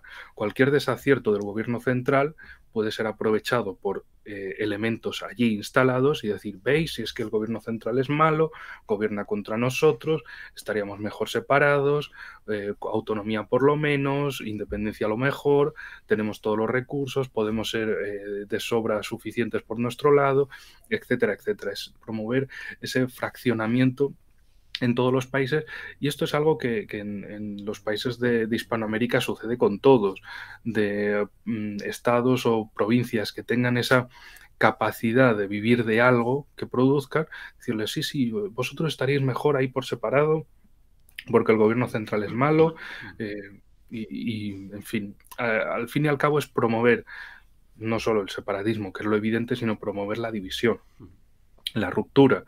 Países cada vez más pequeños, países cada vez con menos fuerza, y esos pequeños trozos ricos al final se van a beneficiar del sistema de Estados Unidos, y los grandes territorios van a quedar pobres, y va a ser como impulsar la narrativa hacia el que si te pones del lado estadounidense vas a prosperar, si te pones contra él vas a empeorar. y utilizar pues siempre realidades evidentes de no, es que veis, el gobierno de Caracas es imbécil, mira lo que hace, mira lo que dice, aprovechar cualquier desacierto, cualquier error para enmarcar eso de nosotros somos los inteligentes, somos los prósperos, mira qué bien nos va, y el gobierno central son todos una pandilla de imbéciles, corruptos, ladrones, ineptos, y en definitiva, a través de esa vulnerabilidad que se conoce, utilizar esos proxies y seguir la campaña mediática para esa narrativa. Cuando ocurra un evento o una situación importante, pues lanzarse todos a la campaña y a intentar o cambiar al gobierno o acabar separando ese territorio. Es decir, al final es convertir esos países en algo funcional para el promotor de todo esto, que es Estados Unidos. Cuanto sean más pequeños los países y más indefensos, son más manejables. Todo empieza cuanto sean lo más territorialmente pequeños. Y aquí me gustaría comentar el caso de Costa Rica, un país sin ejército. Tuvieron una guerra civil entre el 45 y el 48, si mal no recuerdo, de 1945-1948, y al final la cosa terminó con que Estados Unidos les ofreció un tratado por el cual, si tenían alguna amenaza externa, se encargaba Estados Unidos, pero por dentro, para evitar problemas, que dejaran al ejército. La cuestión, si uno mira el mapa, es que Panamá está en el medio, con Colombia por un lado y Costa Rica por el otro. Y desde ahí ya saben, desde Estados Unidos, que tienen una zona de amortiguación de unos 300 kilómetros en Centroamérica hasta Nicaragua. Y que en esa zona no va a haber militares, por tanto no va a haber problemas. Por el lado sur van a tener Colombia, que es, bueno, y la zona del siempre lo equivoco, la zona del Darién, zona territorialmente inaccesible entre Colombia y Panamá, y el resto, pues Colombia vive la Edad Media europea en la actualidad. Es el gran parque temático del mundo de la Edad Media. ¿Por qué? Pues se supone que hay un Estado colombiano, pero por dentro está el señor de la guerrilla de no sé qué, el señor del narco del no sé cuál, el señor del paramilitar del esto, las ciudades donde se supone que manda el Estado, las zonas rurales donde mandan diferentes elementos. Es un país totalmente destruido por dentro, pero eso es lo funcional a Estados Unidos. Y no es qué malos son en Colombia, sino qué pena por ellos, porque se han llevado el mayor golpe precisamente y la funcionalidad del Estado colombiano para Estados Unidos es que sea un país, digamos, lo diré de otra manera, para hacer influencia para tener ese Guaidó o ese Mikhail Saakashvili. Lo importante es que tengan ese nombre y esa cara y esa historia y esa partida de nacimiento de que son del país. De que no es John Smith de Langley, nacido al lado de Georgetown, el que está encabezando las protestas, sino que es un Juan Guaidó, un Mikhail Saakashvili, alguien que ha nacido allí, que tiene apellidos de allí, que tiene apariencia de allí, que habla con acento de allí, pero que ha sido educado por otro sitio. El Pentágono, concretamente, como le pasó al señor Juan Guaidó. Pues no, y Mikhail Saakashvili también estudió en Estados Unidos, en universidades estadounidenses, y en definitiva, al final es tener gente que te hable como uno más, pero que haya sido educada, por supuesto, instruida de ese lado estadounidense. En el caso de Colombia pasa lo mismo, su élite acaba educada en Estados Unidos, pero tiene ese bonito acento colombiano, no tiene un acento yanqui. Y por eso una parte de esas operaciones de influencia, también un Navalny en Rusia, por ejemplo, no es buscar consejeros estadounidenses abiertamente, sino es buscar gente que parezca de allí, que hable con acento de allí, para que no se note la injerencia. Pero al final la cuestión es, las acciones, ¿a quién le van a beneficiar? ¿Al país o a los enemigos del país? Y ya está. Esa es la respuesta a todo. Y ahora para finiquitar este programa, que de verdad llevamos 1 hora y 23 o por ahí, ¿no? Y 23. Se me ha hecho cortísimo, La verdad se me ha hecho cortísimo. Incluso hemos dejado muchísimas cosas en el tintero. Y soy fan completo de los programas de 3 y 4 horas. Soy un bruto, pero es así. Me encanta. Cuanto más información... Sí, cuanto más información casi mejor. Pues sí, no, yo con la garganta bien, con la voz bien, lo que sea, pero, sí, no, pero ahí me está costando. Parece que acabo de venir de un concierto de death metal, o sea, no es por otra cosa. Sí. Pues para finiquitar el programa vamos a abordar una última, bueno, más bien una sugerencia, consejo que puedas dar. Hemos hablado de los problemas, de los entresijos de la guerra híbrida, de los elementos, los instrumentos, las estrategias de dominación y de impulso de este tipo de nueva conceptualización de guerra, que al fin y al cabo sigue siendo la misma, como has podido aclarar en un inicio. Pero ¿hay medidas para evitar los efectos de esa guerra híbrida o ese intento de aplicación de guerra híbrida sobre una nación política que tenga un régimen político, un sistema político que esté orientado precisamente hacia la soberanía de sí mismo y no hacia una política de subordinación del mundo anglosajón, por así decirlo? Hay dos posibilidades, en ataque y en defensa. En ataque, si sabes que te están atacando desde Estados Unidos o desde el mundo anglosajón y tienes estos 6 puntos que hemos dicho, que son el manual de esto, para conseguir esto, para llevar a esto, para mover esto, para conseguir un tal y aprovechar el acontecimiento. Bueno, pues también donde las toman. Igual que esos países tienen fuerzas proxy, tienen impulsos desde allí del país y tienen esas fuerzas proxy que actúan en el nuestro, pues también se puede devolver la misma jugada. Donde las toman, también examinar sus vulnerabilidades, también la posibilidad de utilizar fuerzas proxy, de utilizar intermediarios, de lanzarles una campaña informativa, de también generar una mente social colectiva contra ellos, de también generarles caos contra ellos y de también de aprovechar acontecimientos contra ellos. Por eso digo, esta es la opción del ataque, es decir, donde las toma. Y por el otro lado, que no es excluyente sino complementario, la defensa.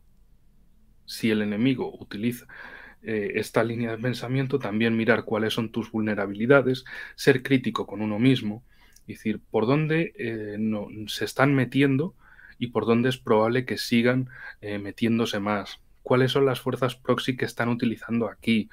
¿Cuál es su narrativa, su campaña mediática? ¿Cuál es el sentido de esta mente social colectiva que están formando? ¿Cuál es el caos que han generado y dónde lo pueden generar? ¿Qué acontecimientos han aprovechado y cuáles pueden aprovechar? En defensa y en ataque. Devolverles lo mismo que hacen y también ser crítico con uno mismo y decir, bueno, también hay que defenderse y utilizar esas dos opciones. Alguno puede decir, bueno, pero es que esto es meterse en un embarullado en camisas de 11 varas. Ya, pero es una camisa que te han tirado encima. Te guste o no, estás en ella. Estás en España, lo pudimos ver con el 15M, esa revolución morada.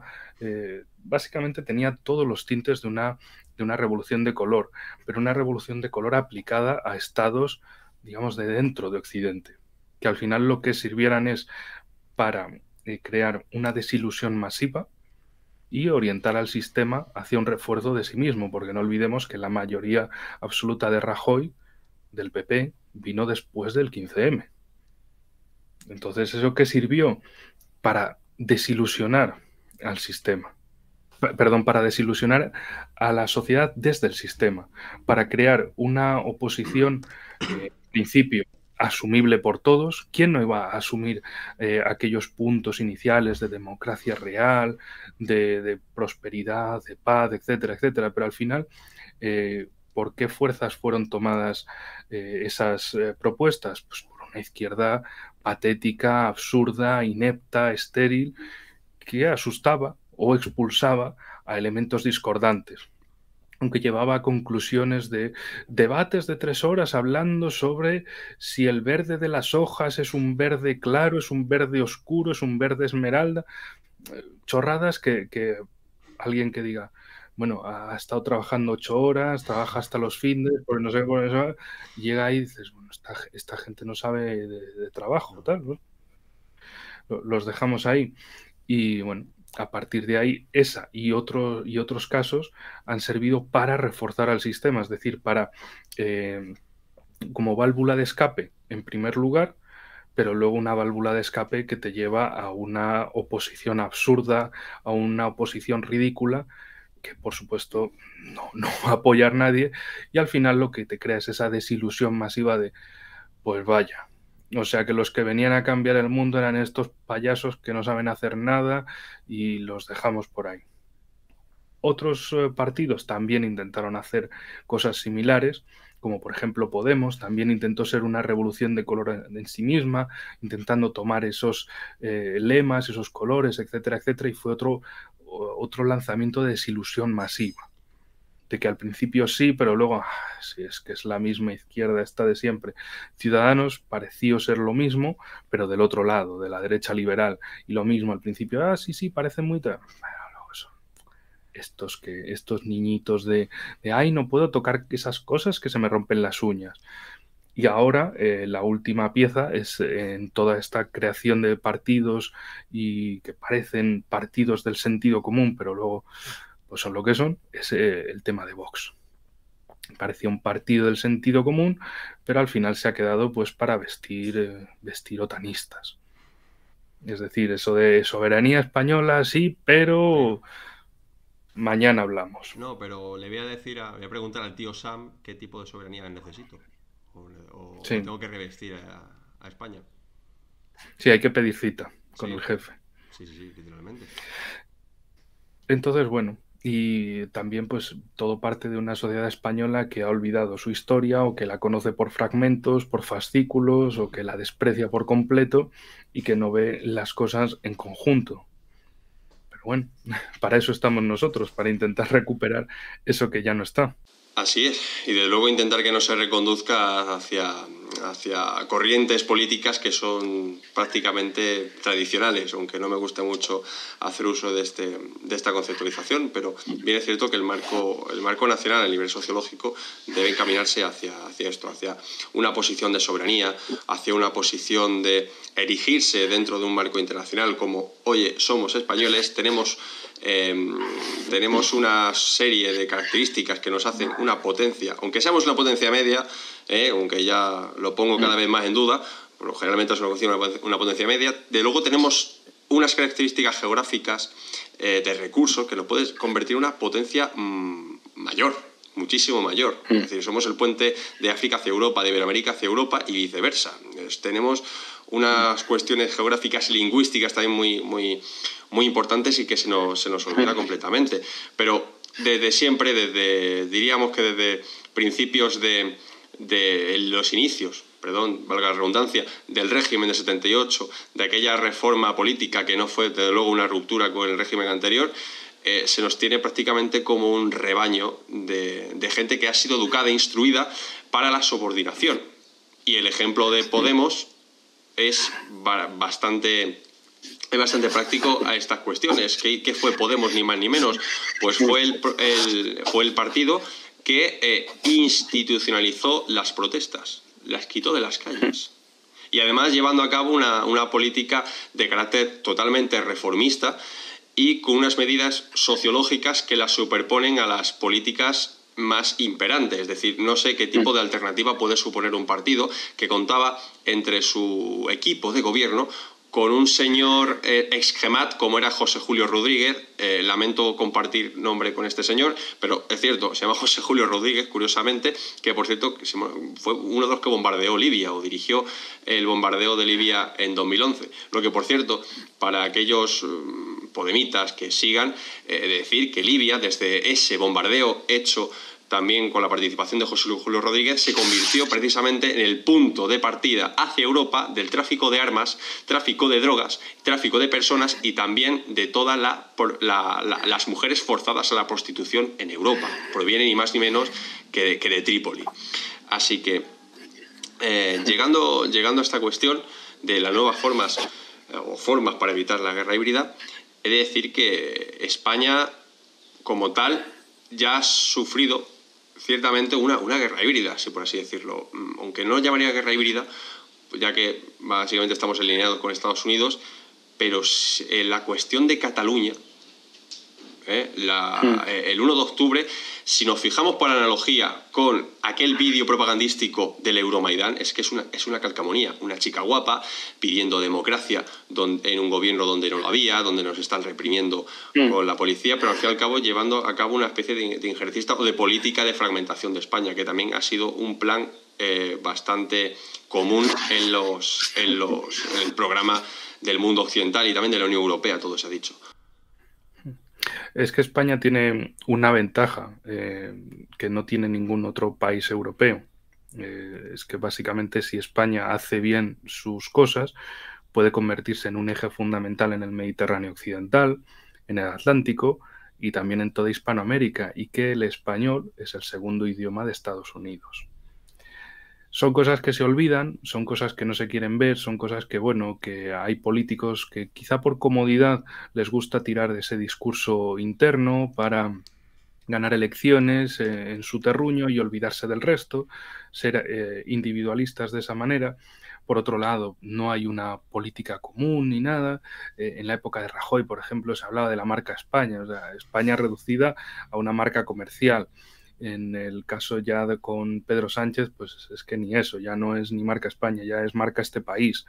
En definitiva, no es tener, como otros países, una visión colectiva de que si tiramos todos hacia el mismo lado, al final vamos a ganar todos, sino que aquí hay unos que hablan para su parroquia, solo les interesa su mercado, su cosita, su lugar pequeño, y no les interesa nada más. Y lo que quieren es mirar sus intereses para lo suyo, para seguir viviendo de ese cuento político tan rentable que es ser político ahora mismo en España. Es esa oligarquía, es ese sector de como, no sé cómo llamarlo, de una forma que no sea decir la oligarquía política. Bueno, es el único sector laboral, entre comillas, en España que puede decidir cuántos trabajadores va a tener en su plantilla, que puede contratar asesores, por total lo paga el erario público y como le gusta decir al gobierno, el dinero público no es de nadie.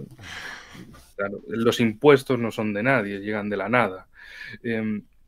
Pero por un lado pueden ampliar su plantilla cuanto les dé la gana, porque total paga otro, y pueden subirse el sueldo porque pueden, porque legalmente pueden.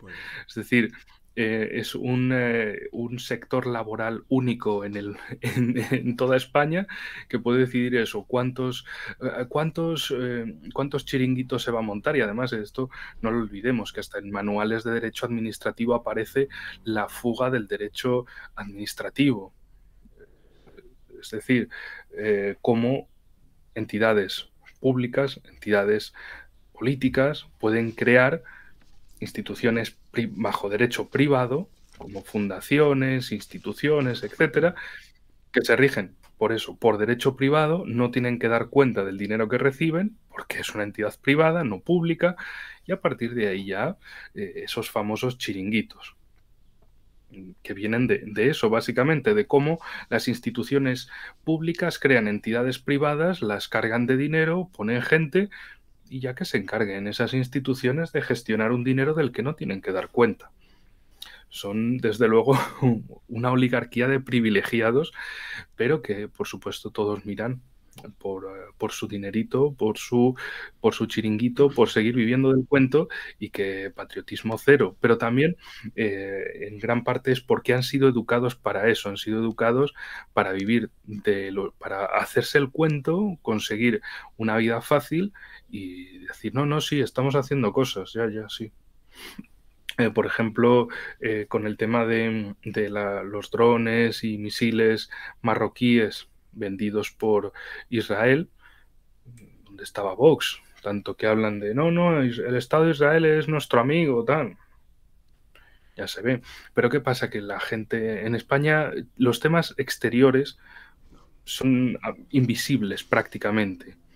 Y todo se acaba subsumiendo a temas interiores absurdos, a las polémicas del del Ministerio de Invenciones y Lucubraciones, que puede ser un día el de consumo, otro día el de igualdad, otro día universidades, que no sé si sigue existiendo o no, o tenemos ministro o qué, o puede ser la doble asalariada de ministra de Trabajo y vicepresidenta del gobierno, etcétera, etcétera. Cada vez te dan una tontería por un lado, el salseo ese político que le gusta a la sociedad, pero que al final acaba dejando, por un lado, dos preguntas sin responder.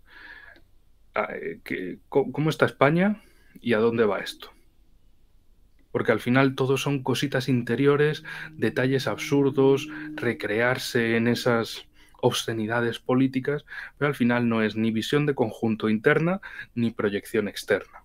Pero luego pasan cosas de que otros países, como precisamente el vecino del sur, hace movimientos, lo apoya Estados Unidos, lo apoya Francia, lo apoya el Estado de Israel, y España se queda sin saber muy bien qué hacer, y algunos españoles parece que se quedan como de, bueno, ¿y ahora qué hacemos?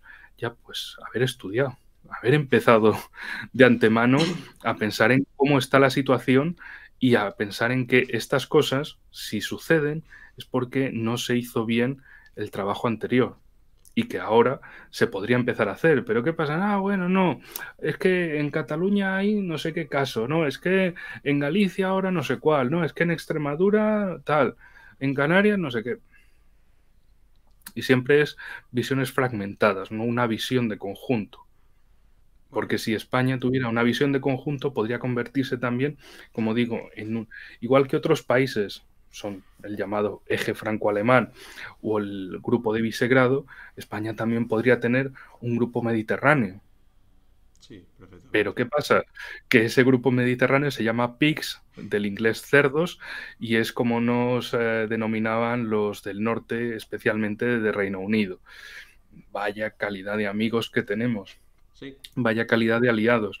Pero luego, más allá de eso, también se podrían haberlo tomado a recochineo desde estos países, desde Portugal, España, Italia y Grecia, y decir, oye, pues no, pues vamos a hacer muchas más cosas.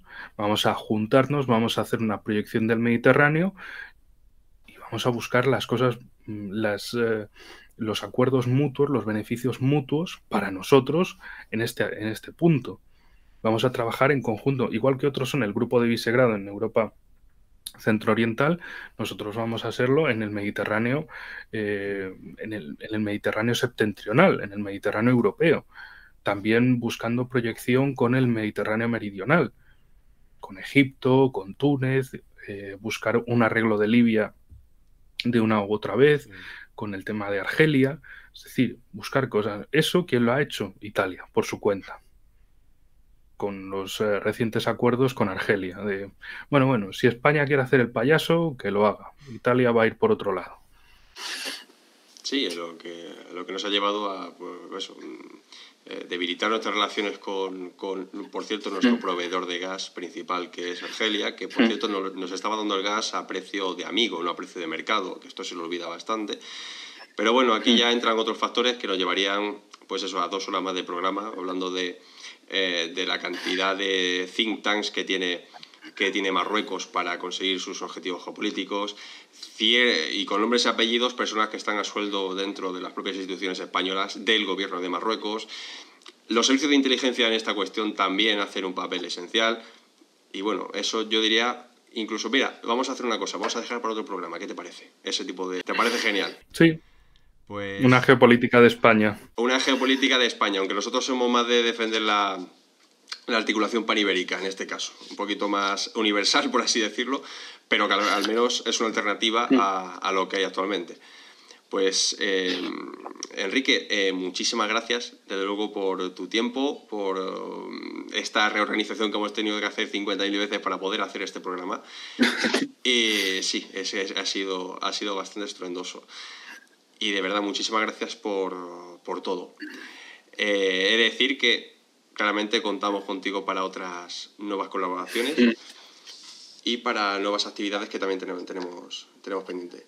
Pues nada, Enrique, muchísimas gracias por todo y que tengas buena tarde. Y a vosotros, nuestros oyentes, seguidores, gracias desde luego por seguir en nuestra línea y apoyarnos como buenamente podáis. Muchísimas gracias por todo.